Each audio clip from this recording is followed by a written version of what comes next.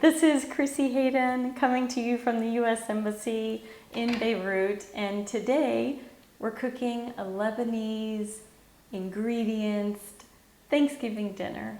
So what I'll be showing you today are traditional American dishes that we would have on Thanksgiving, which is this Thursday, but بمنتجات لبنانية. So let's get started, and as we go through, we'll talk more about Thanksgiving and what our traditions are and what things we do in the U.S. We're going to do 3 dishes today. The first dish that we'll put together are baked or fried apples. Then we'll put together some mashed potatoes. And finally, bikul takid, the turkey. So let's go ahead and get started with the apple dish. I mentioned to you that we're going to be using Lebanese products today, and I'm really proud of that.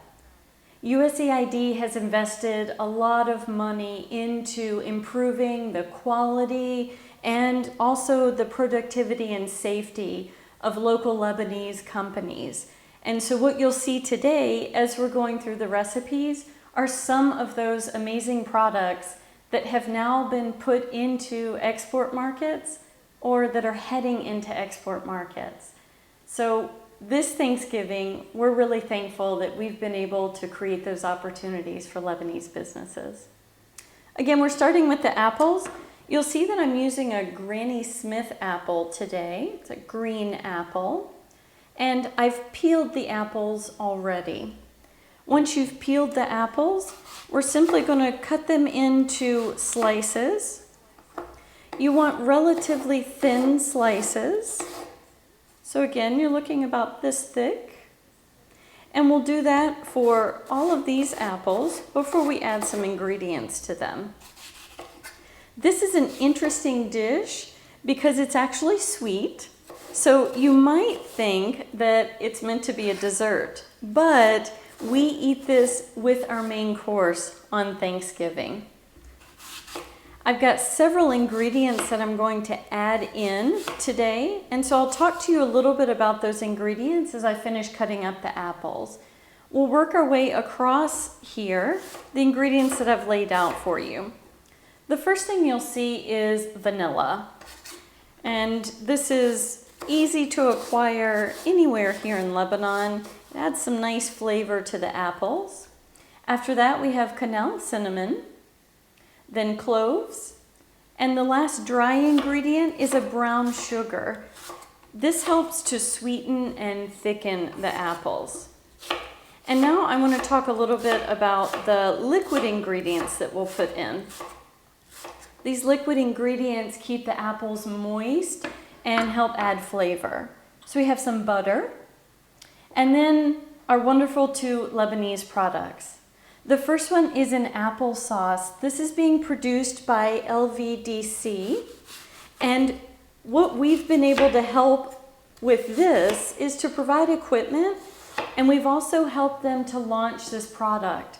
This is all natural, no sugar added, and it's a great local product to substitute what used to be imported into Lebanon. The other local product I'm using is actually an apple cider. This is a non-alcoholic cider that's made from apples that might otherwise have been left over and not used and wasted. This is a really great story and one of my favorites because the idea for this cider came from a Lebanese entrepreneur who thought apple farmers need something to do with their extra products. That entrepreneur came up with the business plan for producing this cider, and now instead of products being wasted at the end of the apple season, we're seeing these farmers have additional markets, and we're seeing some additional local products. Let's go ahead and put the apples into the pan and get those started cooking. So I'll start by putting all of my apple slices into the pan. You want to distribute them around the pan. And then we'll add in our dry ingredients. Again, the vanilla, some cinnamon, a little bit of clove, some brown sugar, and then we'll put in our butter, our applesauce, again, local Lebanese. Love being able to put these products in, and our apple cider. Stir it around just a little bit to make sure that all the apples have a little bit of that coating on them. And then let's get it onto the fire.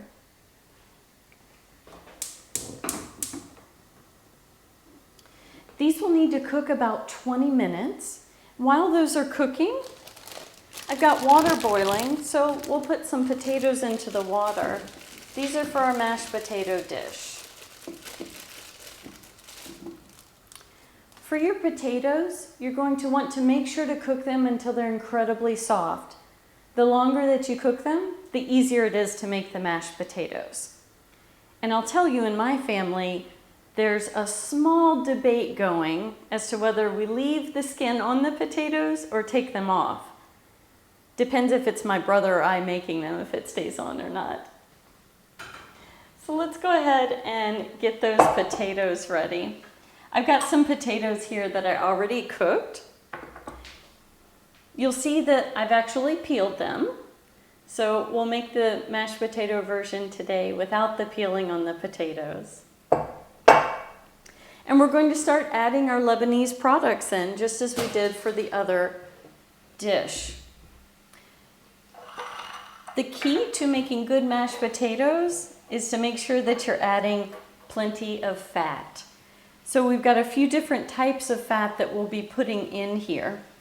The first thing that I'll be putting in is butter. And be very generous. Next, I'll be putting in some milk or cream, or you can mix them both. This is about 1 cup. So you'll see we've got quite a bit of liquid in here already. Now let's get into our local products. The first local product I'm going to put in is Labna. This is from Manara, and for this company, we were able to provide both equipment and training to help improve their production. The reason why Labna is so nice in mashed potatoes is because it's replacing something that we use in the US sometimes in our mashed potatoes, and that's sour cream. It's a little bitter, and it also adds the dairy content. The next thing that I'm going to put in is some olive oil from a company called ABS. I really love this company because we were able to also give them equipment, but not just equipment. We provided training to women that are involved in the olive picking and production process. So we're really helping individual Lebanese, making sure that they've got jobs, they've got training, and that they're being successful. The last thing I'll put in the potatoes is some garlic powder and salt. If you'd like, when you boil your potatoes, you can actually put garlic cloves into the pan with the potatoes, let it cook, and simply mash it in with the potatoes once they're finished. So the next step is to blend these, but before we do that, let's check in on our apples. You'll see they're starting to simmer. I'm just going to turn them a bit, again, making sure that all the apples are coated with all of the different ingredients in here. And you'll see that as they start to cook, the apples will soften. And this is going to be your key as to when they're done. So let's let those keep cooking. And meanwhile, we'll start mashing our potatoes. Now you've got a few options. If you want a little bit of a workout, you can mash potatoes by hand using a potato masher. But we're going to try to be a little bit more modern today as we do those. Before I mash the potatoes though, I want to make sure that I'm introducing today's special guest who's come to join us. I want to welcome Ambassador Dorothy Shea. Hello, everybody, and happy Thanksgiving. And I guess we'll keep enough distance. We'll keep our social distance. Great. My mask off, just for this purpose. So I'm really thrilled to join. I don't want to interrupt your cooking, though. Not at all. We're going to get you involved, actually. Okay. So what we've already done is started our fried apples, and now we're working on mashed potatoes. Okay, I can mash. Okay, so I'll let you start mashing, and maybe as you're mashing, tell us what one of your traditions are when you celebrate Thanksgiving with your family. Oh, I love that. First of all, let me just say Thanksgiving is my favorite holiday. It's really a family time for us. And this year, of course, it's different. We're not able to gather in big groups. But normally, my sister Margaret likes to be the one to host us all for Thanksgiving. And we spend the day before and the whole day cooking, and it's all hands on deck. And Margaret is in charge of the turkey, and she's got a timer that pings every 20 minutes or so, and it gets basted. She has a very particular recipe that she likes. And it involves oranges and butter. Of course, butter. And rosemary and other yummy spices.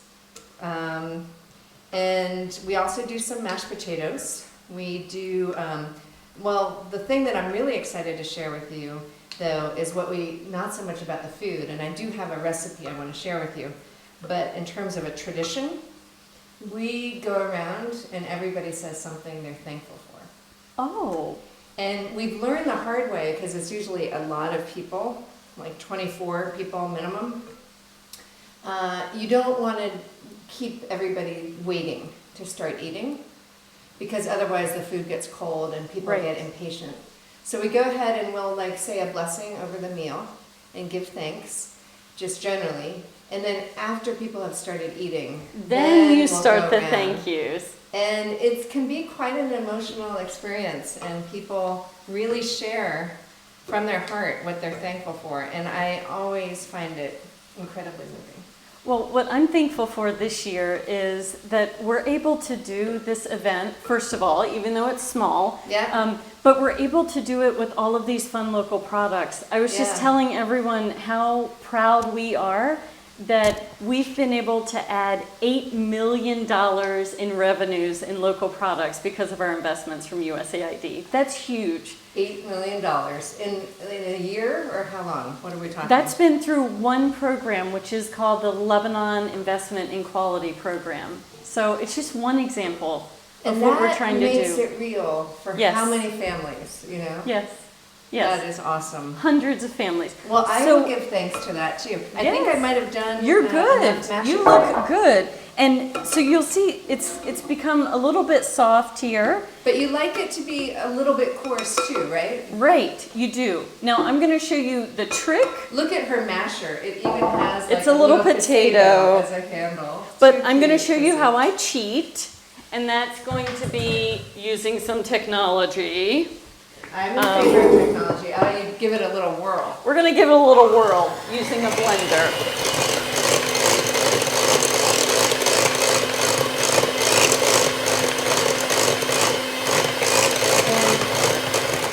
Now you'll see what that did is it broke up the potato a little bit more to thicken it. So that's when technology becomes your friend. And I see you've got a bird over there. We have a bird. Oh. Let's move on to the bird, the piece de resistance.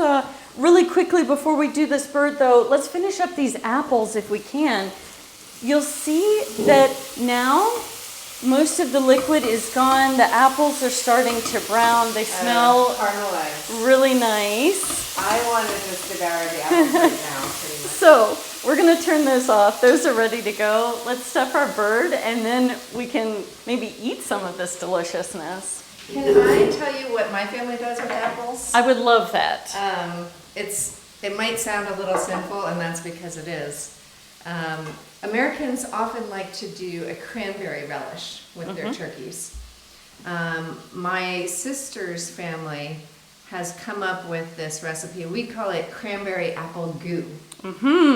And I took a picture of the recipe. This is a well-loved recipe. It's still typed in like this old-fashioned Oh my gosh. typeface. It's a paper. It's got little bits of food that have spilled on the paper over the years. It's dated April 20th, 1993. You put in fresh cranberries. And maybe we can just get a snapshot of what that page looks like. And then or I can give you a screenshot or something. Yeah, we can just capture it with the camera. And so that you can see how old that recipe is, we're actually going to put this recipe into the chat box in just a few minutes. So if you stay tuned, we'll make sure that you have it. But so you mix in the cranberries, which are very tart, with the baked apples or even sauteed apples, which Krisi has over here.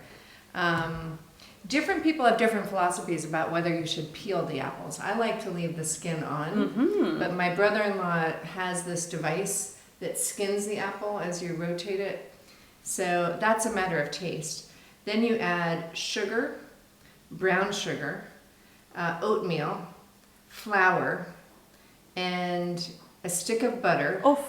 And a half cup of, I like to do slivered almonds, but some people prefer to do pecans or pecans. The way you pronounce that particular nut depends on what part of the country you're from. What do you say? Pecans. I say pecans too. Yeah. Well, we're both from Virginia. From the same area. So we're going to make sure to share this recipe with you. Ambassador Shay wants everyone out there to have her family's recipe so that you can recreate it. You bake it and it becomes this really crunchy, delightful, sweet but yet tart garnish that goes very nicely with what you're working on here, which is a turkey. So we've got a turkey here that we are going to stuff and baste. The first thing I wanted to show you was what I call my stuffing bowl. I'm not sure in your family, but for my family, stuffing is really a little bit of everything that we have around. So in here, you'll see different herbs. You'll see some garlic cloves, some kusa. There's some nice local olive bread, some peppers, and also onions. So I'm going to take all of this and literally stuff it inside of this bird. Now, meanwhile, we want to make what we call a baste or a coating for the bird. And Ambassador, I'll ask if you don't mind to combine these two ingredients into the bowl. Okay, I'm going to wash my hands again. I washed them when I was off camera. Yep. But I'm going to wash them again. You wash hands, and I'll keep stuffing meanwhile. So you see that I'm actually packing fully as much as I can into this turkey. This stuffing helps to keep the turkey nice and moist as it's cooking. So once we have him stuffed, we're going to coat him. And I want to tell you what the ambassador's making for the baste here. First of all, she's using an olive oil from La Quise. This is a great success story because... Molasses? Yes. Ooh. So for the olive oil, we were able to take La Quise from being a manual olive production to an automated production. So it's up the quantity of what they can do and also the safety. And then the next thing you'll see here is the Carob Molasses. This is another one of my favorite stories because... Do you want me to whisk it? Please, stir that together. This molasses, which is coming from Agrocedrus, is being made in a state-of-the-art, one-of-its-kind facility up in North Lebanon in Akar. So to all of our friends in North Lebanon, we were so happy to be able to have this product to use. What a treat. And it's blending together really nicely. We have a nice kind of thick texture here.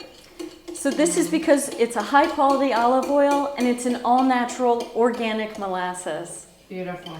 So we're just going to think that perfect. Good consistency. Dump it right on top of him. Okay.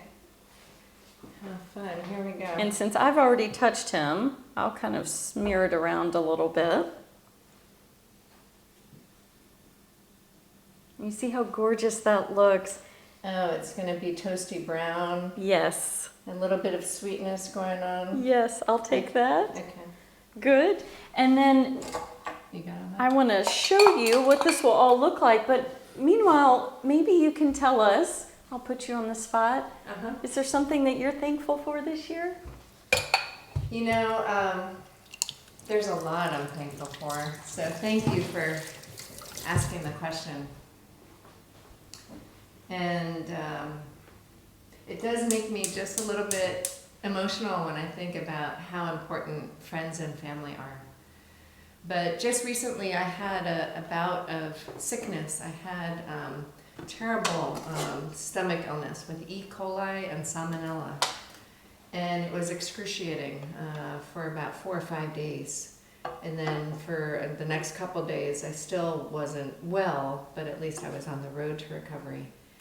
And I was at really the mercy of my friends here who live with me at the embassy compound, and my family and friends who live overseas and who kept me company on FaceTime or whatever chat groups we were on. I was barely able to lift myself out of bed for a couple days. And people like Krisi made me homemade chicken broth because that was all I could eat. There was no solid food in my life at that point. And it was just very humbling to know that I could ask for help and have friends here who I didn't even know 8 months ago, you know, but this is what we do for one another. And so I'm grateful for the support of friends and family. That's a great one. That's a great Thanksgiving Day message. We're lucky this week. We have 2 holidays. We want to say a belated Independence Day. Happy Independence Day to everyone. Happy Independence Day. Looking forward to Thanksgiving. So this is the final product. This is what you'll get once you have cooked everything. See how gorgeous our turkey is from having the molasses and olive oil. I've added a few balls of labna from Go Baladi, which is another one of these great USAID supported companies. And lastly, some apples. Before I plate it, I do want to tell you one of my own family stories, and I wanted to tell you about the plates that I'm going to use today. After my grandparents got married many, many years ago, about 73 years ago, they opened a bank account at a local bank in my hometown. And every time you made a deposit into the bank, you were able to buy a plate, part of a set, for $1. Oh. And so my grandmother slowly, over the course of about 2 years, was able to collect a set of these plates and also some cups. These plates mean everything to me, and they make me think of my grandmother every time I see them. And no matter where I go around the world, these plates come with me because it's my piece of home. So there's no other dish I would use to plate this Thanksgiving meal. Absolutely. And what a lovely remembrance of your grandparents. Yes. So as I mentioned before, even though these apples are sweet, we eat them right along with the main meal. Mm-hmm. Some of these gorgeous... Was there some cinnamon in those apples? Yes, I thought I definitely. smelled cinnamon. Yeah. Definitely cinnamon. And then I'll just give this turkey a slice so that everyone can see what it looks like inside. I'm sorry you're not all here to smell it because it smells delicious. Yes. And I wonder if they could see it from the other angle. Just to see the stuffing stuffing inside. spilling out, just artfully positioned there. And it had the juices from the turkey, as you noted, to keep it nice and moist. Mm-hmm. So those are going to taste just super. And we can pull out just a bit of this stuffing. How long did you bake it, Krisi? So this is a trick. We'll put in the... Put a little bit of information into the chat box. If you want to check in later, you'll see that for a turkey, you bake about 20 minutes per pound or 40 minutes per kilo. So it depends on which weight you have. The last thing this plate needs is gravy. Oh, yes. So what you see over here cooking is the juice that came off of the turkey out of the pan. I'm just going to add a few herbs into it. Again, we can smell that gorgeous organic molasses, the organic olive oil. These products are super important to me and the ambassador also, who we both try to eat very healthy, love having organic items. And you'll see I just have the sauce boiling and I'm adding flour, stirring it in to thicken it up. You cook with such confidence. How did you learn to cook, Krisi? From my family, we always cooked. The whole time I was growing up, we had big meals. There were always big family dinners. And so there was always cooking happening. Always, always. And what would you guys do for Thanksgiving that was special? We always started at the same time. Our meal was always at the same time. Mm-hmm. And it was always my grandfather who gave the blessing. Mm-hmm. And it didn't matter if I was overseas. I would call in so that I could be there when he did that. Okay, so you'll see that gravy, nice, gorgeous color from the molasses. Perfect. And with that, from our family here to yours, we just want to say happy Thanksgiving. Happy cooking. Thanks for tuning in today.